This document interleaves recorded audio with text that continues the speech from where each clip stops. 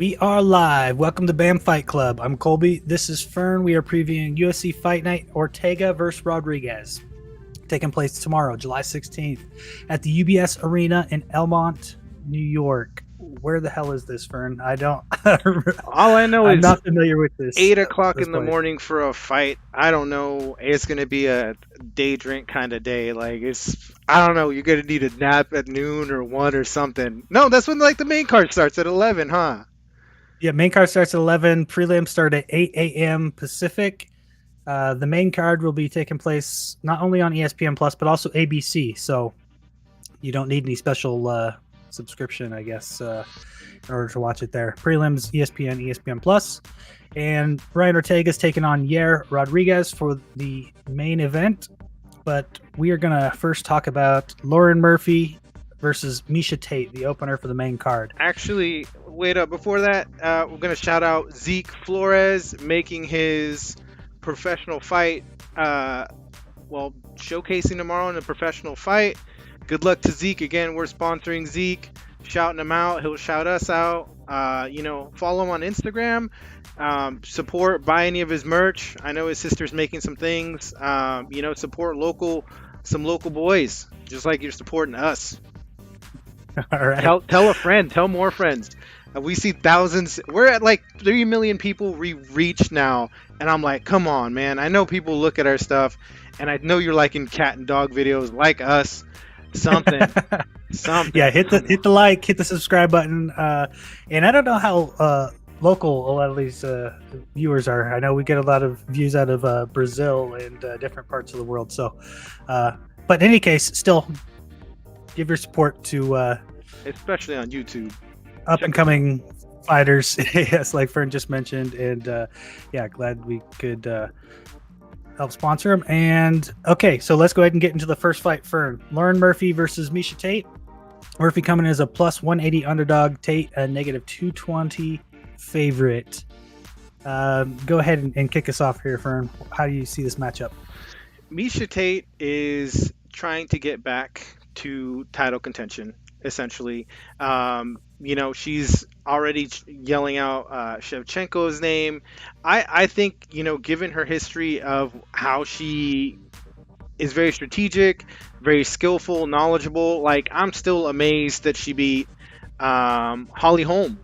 Like the last second Hail Mary, I would liken that to Chael Sonnen versus Anderson Silva too, where Chael beat him up for 4 minutes and 59 seconds, and Anderson threw up a triangle at the last minute of the last round.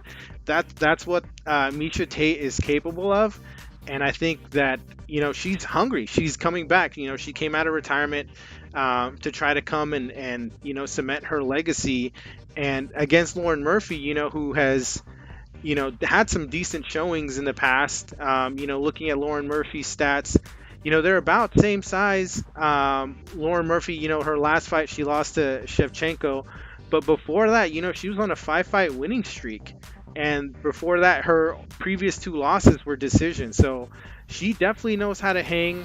She's got more wins by KO, TKO than Miesha does. Average fight time longer, so she knows how to, go the distance, landing more strikes per minute, not as many significant strikes, absorbing twice as many, but her defense is good. I don't expect this to go to the ground. What are your thoughts on, how this fight is going to go? Well, that's what I say. I was really surprised when Miesha came back, 2 fights ago, back in July of last year. She had been off hadn't fought for 5 years at that point. And so, you're expecting ring rust and expecting to take some time to get back into it. And no, she ended up finishing that fight and looked great. And I thought she looked great in her last fight too. Even though she lost in her last fight, she still looked pretty good, looked competitive. It doesn't look like, at least from what I can see, that the style of fight that she's involved in, it's not like I don't get the sense that she's a washed up fighter who should have retired, even though she's been in the game for a long time. I mean, she's a long time veteran of the sport, but I was just surprised at how fresh she still looks and how competitive her last 2 fights were. So Lauren Murphy, obviously, also a longtime veteran of the sport, but didn't have a 5-year hiatus recently, so she's definitely been more active in the past few years. So I would definitely give her the edge there, just that she's been in the game a lot more active. She had 3 fights in 2020, 2 in 2021. This is gonna be her first fight of the year. Same thing with Misha's first fight of the year. I think it's gonna be a competitive fight. I'm rooting for Misha because it's just when you see someone who everybody likes to see fight, they go away from the sport, they come back and they actually look good. Still, it's not like you are hoping, you wish they would retire, kind of like Donald Cerrone. I don't know. Stay away, I don't feel like Donald. Stay away. I don't feel like it's the same thing at all with her. So I'd like to see her fight some more. I think it's going to be an interesting fight. I think it's going to be competitive. And yeah, I mean, Misha's the favorite, and I'm leaning towards Misha. I think she's gonna take it. What's your prediction? I hope Misha does, because I definitely want to see her, how she's able to come back and do something new, different. I'm still shocked that she beat Holly Holm. Holly is just super skilled in all facets, and Shevchenko needs a new challenger. And I think it's the perfect comeback story. If she can do it, that's a great selling point for sure. Yeah. All right. Next up, we got Shane Burgos versus Charles Jourdain. Burgos coming in as a negative 175 favorite, and Burgos is coming off of a win over Quarantillo just in November. Had a loss against Barboza right before that, a loss against Emmett right before that. And I can't remember if it was the fight against Barboza or the Emmett, but one of those was if you recall the way I guess it was against Barboza, where he had that super delayed knockout where he got knocked out, but it was like 10 seconds after he got punched. Yeah. Do you recall that? Yeah, he's like gave out, and he was like walking backwards when it happened. Yeah, that was so weird. So I've been worried about this guy ever since I saw that. I was like, man, something went wrong with his brain or something.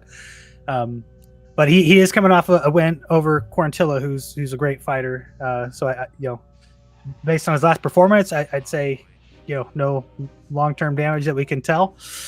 And Burgos is just did he have a fight of the night? I can't recall now, but he had a great fight in his last several fights, and every fight with Emmett, I guess, is good. But yeah, 3 fights ago against Emmett, that one was really great too. And Charles Jourdain, he's coming off of 2 wins. His last one against Venata just in April of this year. So not super short turnaround, but what's it been, 4 months now? So this one should be interesting in terms of the matchup. Burgos is ranked number 14. Jourdain is not ranked. And so I feel like there's going to be a lot on the line for Jourdain, because he's going to want to beat a ranked guy, break into the top 15. And with Burgos, if he loses this one, he could be getting popped out of the rankings. So for both of these guys, they're right on the edge of the rankings and being able to get in a spot where they can make a run for a title. So what are your thoughts on the matchup, Fern? I think this one has the potential to be fight of the night, because both guys are trying to establish themselves. And with Jourdain's win over Lando Venata, who's a tough opponent, and if you follow UFC, he's fought a ton. Burgos, not too long ago fought Edson Barboza, Josh Emmett. He didn't do too well against them, but he has fought Calvin Kattar, Cub Swanson. I would say he's the more experienced of the two at this point, but I think they're both looking to break through and show people that they belong in the ratings, in the rankings conversation.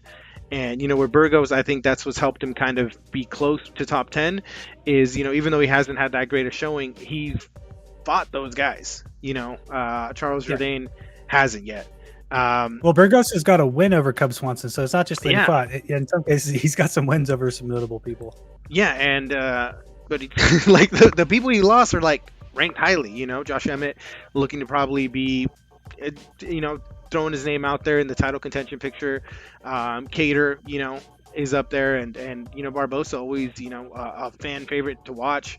I think, with this one though, I think that experience is going to be too much for Jourdain to overcome. I'm going to call Burgos on this one. I think hopefully he's learned enough from those, going against these guys who are killers in the division, man. Like Barbosa's scary, man. Like I still think of that spinning, back heel kick that he did way back when to, is it Terry Edom? That's still just like a highlight reel knockout of Barbosa. And then Calvin Cater, who just had that war with Emmett, that he's got the skills, he's got the knowledge, and I think he's going to put it together tomorrow.